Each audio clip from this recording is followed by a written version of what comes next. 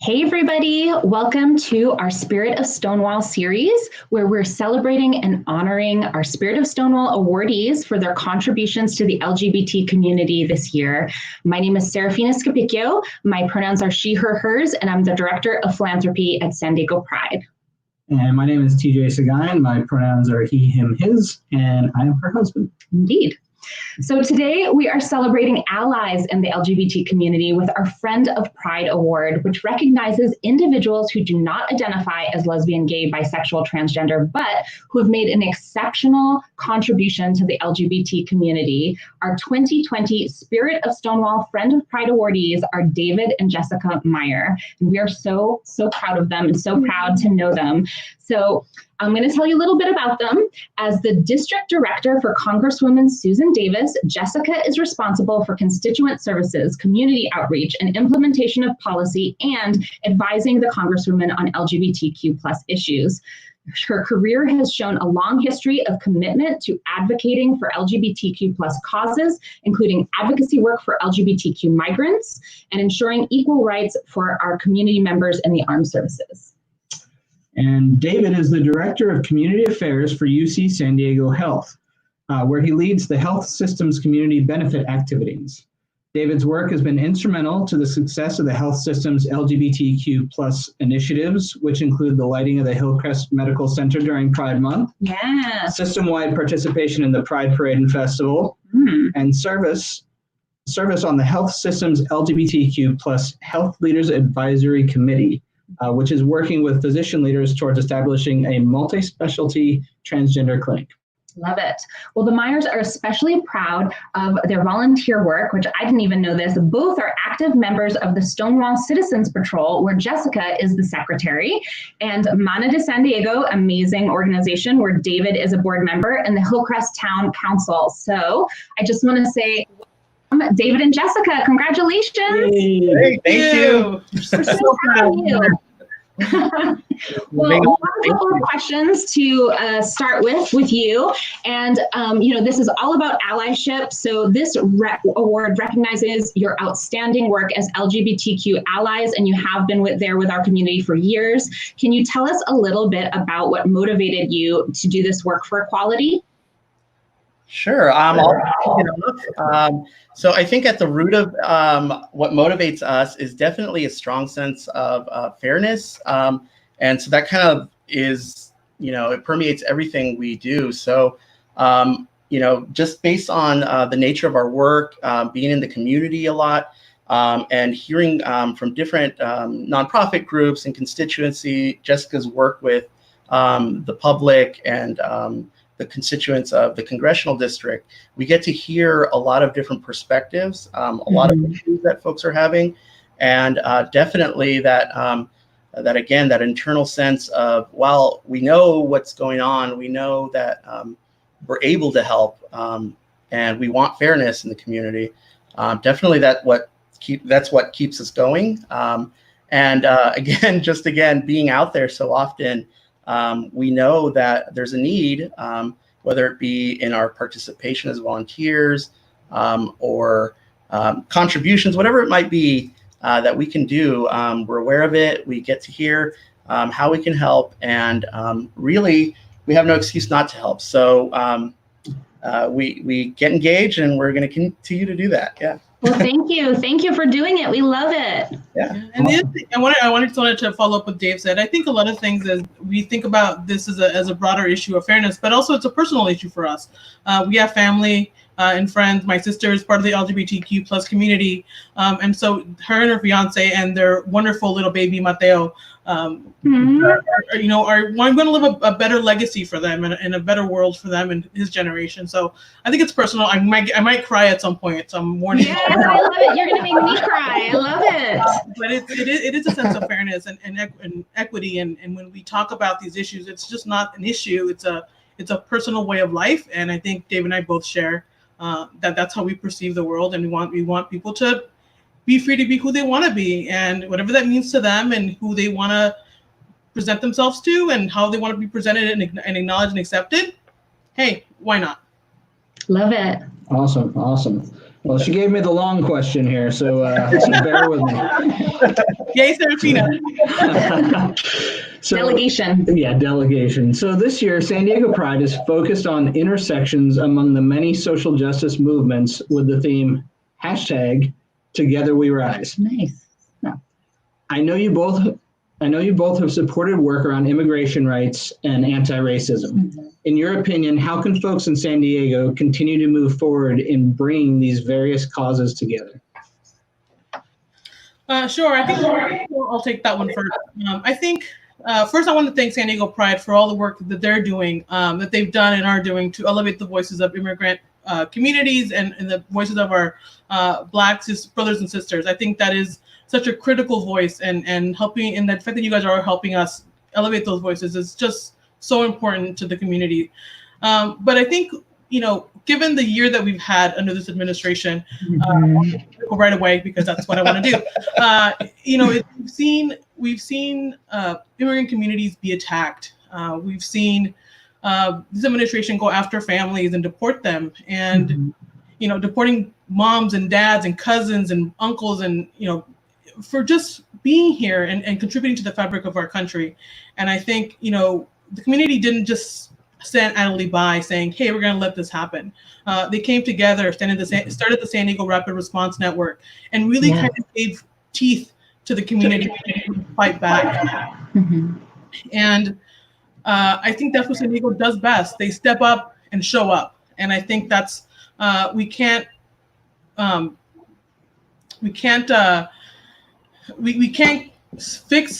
change what the mission is doing, but we can fix it. And it's not our problem, but we're going to fix it. And I think that's what San Diego does very well and does best. And I think that's what they're doing now too with our Black brothers and sisters. Yeah. I'll just piggyback on that. Definitely the one thing that we can continue to do, like Jess said, is collaboration. Especially right now during these COVID times, seeing how well we can work together across purposes, across issues. It's a great example. Hopefully this kind of momentum and work together continues. I think right now there's a sense that we are all in it together, dealing with a very unforeseen set of circumstances, and we're doing well. I think we can continue to the collaborative spirit, and that goes for individuals, organizations, individual companies, whatever it might be. Governments working with the community as well. These are key to continuing this work. It's great advice. I think the kids do this. Yeah, snaps up for those answers. Absolutely. So we did have one victory recently with the Supreme Court, actually two, right? So we had our Supreme Court decision last week affirming employment rights, and then the DACA decision, which was great.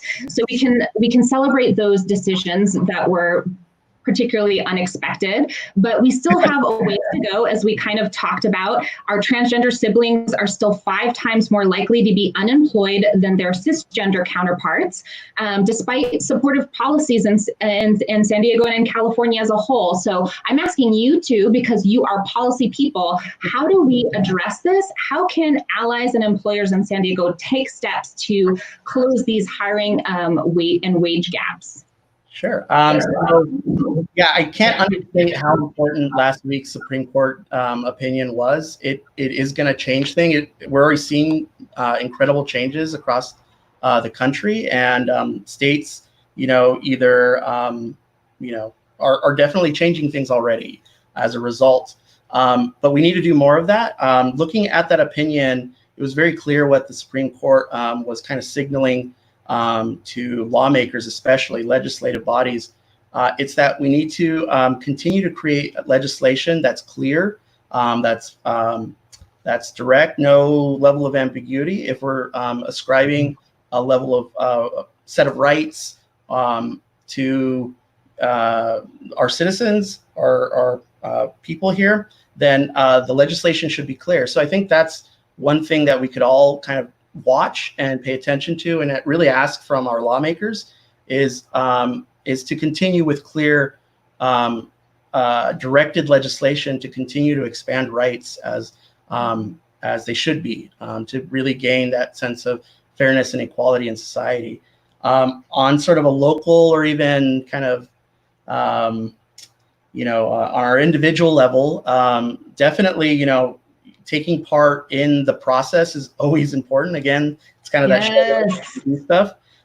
So, if you're at a company and that they're going to hire, and you, do the work and maybe try to get on a hiring panel or board or whatever it might be, or try to understand your company's hiring policies and how to change them.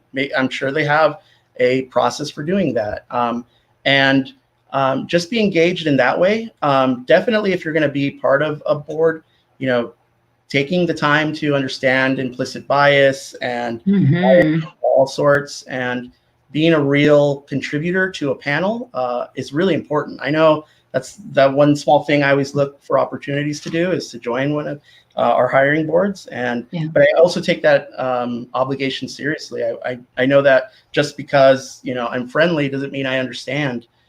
So definitely I do my homework. I try to be engaged and keep learning, because I know I'm never going to stop learning.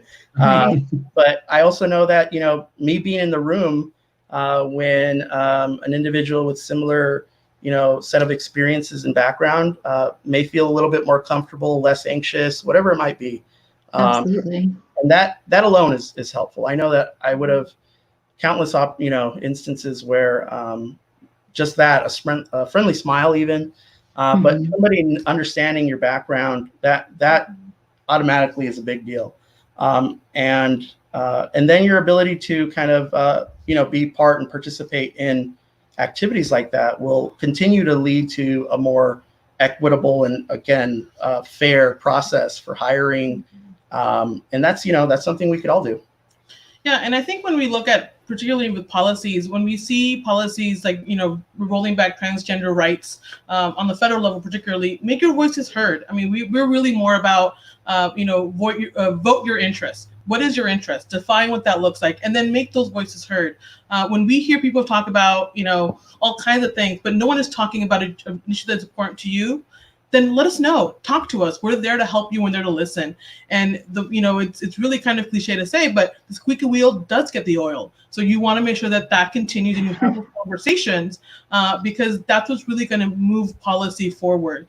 And so we want to make sure that in any of these cases, we look at those things. And as a person who does the hiring in our district office, I look at a broad range of things, and we want to make sure that the staff that we have is reflective of the community they serve.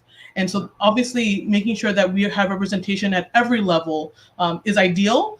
And that's what we strive to do. And I think that, San Diego is trying to do that. And I think the country hopefully is going to do that now after this particular Supreme Court decision. And, you also mentioned our DACA recipients. Yes.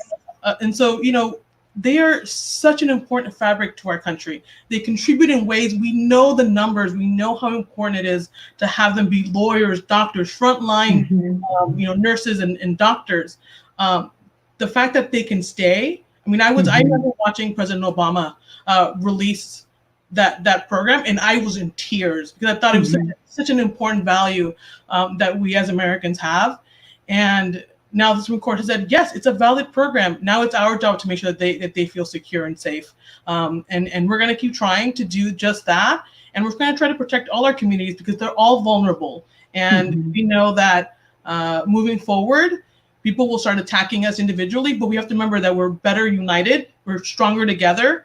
And if we do that, then we're going to be unstoppable. We're going to make this world and this country a much better place. I love it. Together we rise. Yes. Way to work in the theme. That's outstanding. You've got the job. Congratulations. Extra points there. All right. So now she's giving me a shorter question. So that's a win. Yay! So if you could give some advice to other LGBTQ allies like yourselves on how they could start to make a difference in the community, what would that advice be? Yeah. Honestly, I think we can do it it's show up, listen, be sure to listen. That's always like the key word there. And listen. And then put your money where your mouth is. And if you really believe in these issues and really believe in people's ability to be who they are, then you're going to invest in people. And I think that's what, for allies, that's what it is. We want to invest in people. And we do a lot of things, and we're very proud to be part of many boards and commissions and a bunch of other things. But really, we show up. Us being present is, I think, the best voice you can have as an ally. And so we try to do that in our day in, day out, and that's what we want to put forward with people who want to learn how to be an ally. Show up and listen. Show up and listen. I love that. Yeah. I don't think I can say much more than that. As long as you were listening, you're okay. I mean, in this world, you show up on a Zoom call or show up on Yes. There you go. Well, that brings me to my next question. You both are community people doing community work. How has this COVID-19 epidemic affected that work?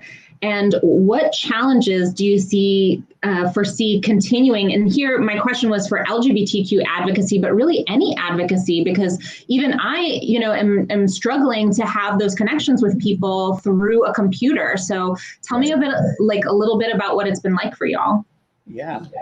Oh, I mean, it's been challenging. I mean, as you know, Serafina and TJ, you guys know, I'm very much of an extrovert. And I love to be out in the community and talk to people. That's really why I went into government to begin with, is to talk to people and be engaged with people. We can't do that right now, and that's okay. But then as an extrovert, it is a little bit of a challenge. And I still try to be as engaged on a call as I can. Try to join Zoom calls as much as possible. I try to connect with individual people on a one-on-one basis. I try to make sure that they know that we're still there and we're still listening and we're still being engaged. And sometimes, you rather be, watching something on TV that you want to watch. I play Animal Crossing all the time. I want to do those things, but then I think about, showing up is part of I would be at an event right now if I wasn't at home, right? Mm-hmm. So I should still be at an event because I should not be at home. So being at an event is being online, being on Zoom, being on a call. And I think for advocacy, we need to make sure that the voices still prevail in this virtual space. And we will continue to make sure that we are seen and heard and of course, listening on this virtual space too. Yeah, and shout out to, again, Pride, the way you've pivoted for the virtual celebrations is really impressive. I think, again, if you're out there watching, taking note about how these changes are being made. And, again, these are opportunities to learn and adjust and to create a new normal if we need to, so that we can stay connected. So these are really cool. I know I'm watching. I'm definitely making sure to learn because, I am, again, or we're both kind of engaged with other groups that may, again, be struggling to figure out how to stay connected with their members or constituencies. And so definitely learning from one another is key. And yeah. And I think, we're all going through this. This is not just us. I know you all are home too, and everyone else at home. And so just people want to just hear someone be with them. And whatever that means, either a phone call or a Zoom call or a WebEx or whatever platform you use. I think people just want to make sure that we're still interconnected. And I think that, and David touched on a really good point about nonprofits and making sure that that we are supportive of them and their efforts, because there's still a lot of work to be done. And we know that, and we all are doing it. And a lot of these nonprofits are doing that in a space where it's not been done before. No one has a manual of how to run your nonprofit during a pandemic, right? No, I did see some data that said San Diego nonprofits are actually doing more work. Their staff is being asked to do more, but they've seen a shortfall of donations by about a third to 50%. So I don't know. I know you both are board members. Are you feeling this? Are the staff at MANA and feeling the same way, at being asked to respond to more community needs? Definitely, we're having those conversations. And you mentioned MANA. MANA is amazing. The network that they had, the group of committees and all, they're just amazing. Everything's done with volunteer work. They have a staff that are amazing as well. They actually just announced their new executive director. So shout out to Inez for getting on board and leading the ship here for MANA. But again, they're having those conversations, and even this group of amazing, organized, well organized folks. We're still figuring it out. We're still trying to adjust.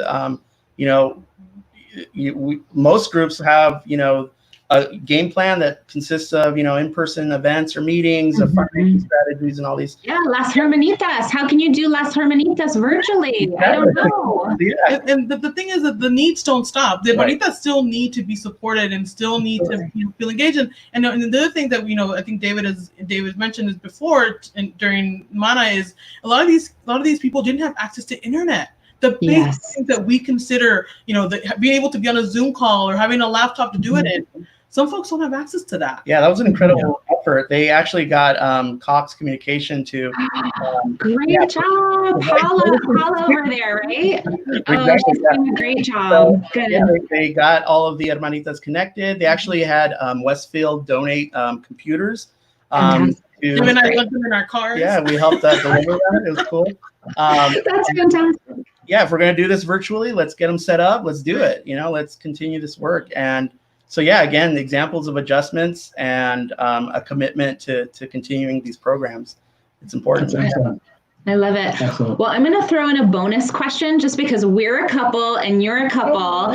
So you're a couple working in the community. So how do people who are community minded make sure that they take care of their home time too? Like, how do you prioritize your relationship in doing community work? I'm sorry, but I have to ask it. Yeah, no, very good question. I would like to know. Me on the spot. Well, I don't know how I have to say, but I'm a very much a workaholic. I work all the time. I'm with you. So my phone is never more than a few inches from me. Actually, I can do this and tell you that they're literally right here. Away from me, and it is a challenge because I always want to make sure that I'm responsive, not only to our staff, but not only to our boss, Congressman Susan Davis, but to anyone who's trying to reach out in any capacity, right? And so it's hard to put those boundaries up. At some point, I have to, and we do it. We try to do it in a very, I would say, unique way. I will read an email that I find interesting, and I'm like, "Hey, David, have you heard about blank, blank, blank, blank, blank?" Or news. Like, and then we go into a conversation around that issue, and it's still work related, sort of, but it also helps us connect and kind of have conversations around things that, because I think the having the conversations with your spouse or partner are very important. That's where a lot of the good and the bonding comes out of. I think, relationships. And so even if it's around a really horrible topic or a very topic that might create some friction between us, it's good to have those conversations. That's a very nice way to put it. But we do it because that's how we unwind. We have conversations, and at the end of the day, we agree to disagree. Then we've done just that. We agree to disagree. But in the meantime, we've had a lot of bonding time talking to each other. That's great. That's great. Anything you're going to add to that, David? It's funny, especially these last. I've been on work from home duty, I think, for about 2.5 months, a little bit more. Well, since March, I believe. And we're seeing a lot more of each other. I know the cat is definitely wanting some, happy to leave the house. Yeah, she wants her. Yes, we have our dog too. Doesn't want us anymore. And she's like, "Why are you still here? Go away." I feel like before she used to yell at me when I got home, like, "You haven't been home all day," and now she's like, "Get out of this house." So definitely being aware of that. If we need space or whatever it might be, we're good about letting each other kind of follow our own interests and whatever we're doing. We could adjust. So it's all about communication and making sure we know how. Aw, look, that's a great picture. Yeah. And our wonderful friend Rudy Vargas took that picture, and I had to track him down for it. I love that photo. It's beautiful. Yeah, that's a great gorgeous. Well, I hope you do find time for each other in all of this. It's a lot. I know everybody's working more than their 8-hour workday, and I know the two of you never worked an 8-hour workday. So I just want to say on behalf of San Diego Pride, our staff and volunteers and our board, thank you so much for the work you do for the LGBTQ community. We're so incredibly grateful for it. And we're just so excited that we can celebrate the both of you through this broadcast and then again at the Stonewall rally.